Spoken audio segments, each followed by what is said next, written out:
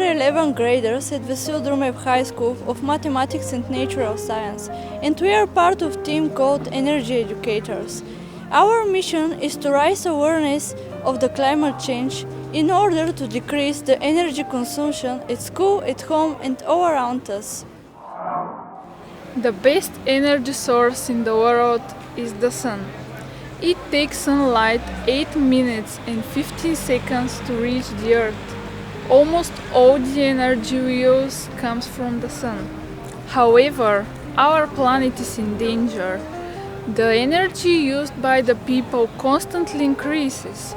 During the last decades, the Earth's average temperature has risen by 1.5 degrees Celsius. The sun sends us in only 15 minutes enough energy for the whole human race for a year. Each and every one of us should realize their responsibility for the future of our planet. The energy saved leads to decrease the environmental pollution. If we learn how to use this energy wisely, we can solve the energy problems in the future. Moreover, saving energy is economically viable. But the main thing is to begin the change now and with ourselves. You have probably heard about the greenhouse effect. It increases the Earth's temperature by 33 degrees Celsius and prevents it from the cold space. Without the greenhouse effect, the average global temperature on Earth would be minus 18 degrees Celsius compared with the current one, which is 15. The greenhouse effect is a natural process, but the human activities can affect it. A lot of energy is used nowadays. We can barely imagine our life without fuel, metals, fertilizers, detergents, and medicines. Chasing the convenience in our lives, we tend to forget that the production and use of all these things can lead to problems like the so-called greenhouse gas emissions. The increase of the carbon dioxide and the other greenhouse gases can lead to uncontrollable temperature increase in the atmosphere near the Earth's surface. It absorbs the heat coming from the Earth's surface and then emits it in all directions. This way it comes back to the Earth's surface, representing the greenhouse heat. Now we are going to show you an example for the greenhouse effect. In these two jars, there is equal quantity of soil with thermometers. However, we have put another glass which imitates the greenhouse glass. After heating by using a lamp, we are going to see the difference between the temperatures in the jars. This is a simple example of the greenhouse effect. Now we are going to show you carbon dioxide emission and the way it leads to temperature increase. In these two bakers we have put thermometers for measuring the room temperature. We are putting baking soda and vinegar in the second flask. By heating up, the carbon dioxide is released. We are going to study the change of the temperature. And now, with one simple example, we are going to show you that carbon dioxide is really being released. We have a bottle and a balloon. We are going to mix the same things, baking soda and vinegar, and pour them in the bottle.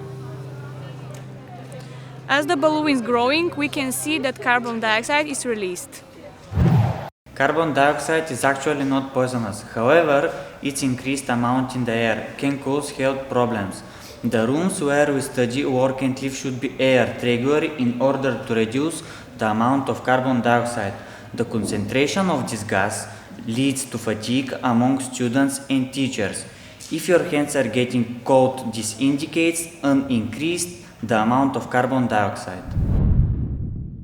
This is the device we use to measure the amount of carbon dioxide in our classrooms. The normal amount is below 1000 parts per million, but when it reaches over 2000, the room must be aired immediately.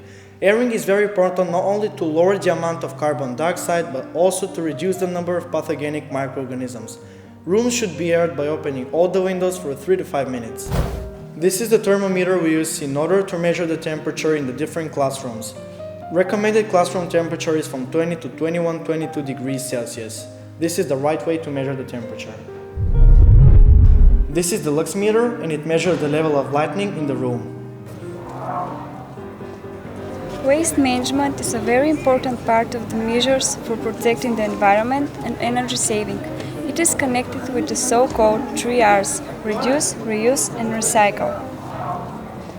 Have you ever thought about how much waste we produce every single day?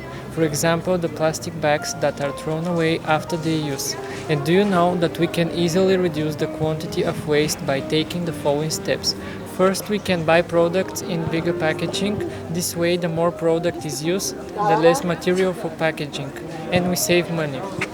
Then we can buy products in paper or other degradable packaging and avoid using plastic ones. And the most effective way is the process of reusing. Think about all the plastic items you carry in your backpack or bag. Each of you has at least 1 or 2 plastic pens, which can be replaced with wooden ones. Reuse means the repeated use of one and the same product for the same purpose or for another one. What can we do? We can use reusable cups and bottles for our tea, coffee or water when going to work or school. We can also use fabric shopping bags instead of plastic ones.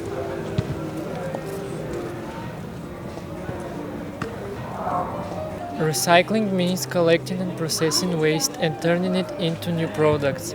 We cannot recycle all the waste in school, but we can start with paper and plastic. Each and every of us can recycle at home. It's easy, there are only 2 conditions. We have to dispose of the waste in the correct recycling containers, and we mustn't throw away greasy or dirty packaging in these containers because they cannot be recycled and can also make the other material dirty. We hope that our performance was interesting and useful. If you want to save the environment, you can follow our example. We use energy-saving appliances. We afforest. We preserve the air and recycle. We use reusable shopping bags and separate our waste. We save, protect and water. We understand the climate change. We preserve energy in school and at home. We turn off the appliances after we use them. We preserve the biodiversity. We reduce the use of plastic. We use energy-saving bulbs. Save the planet!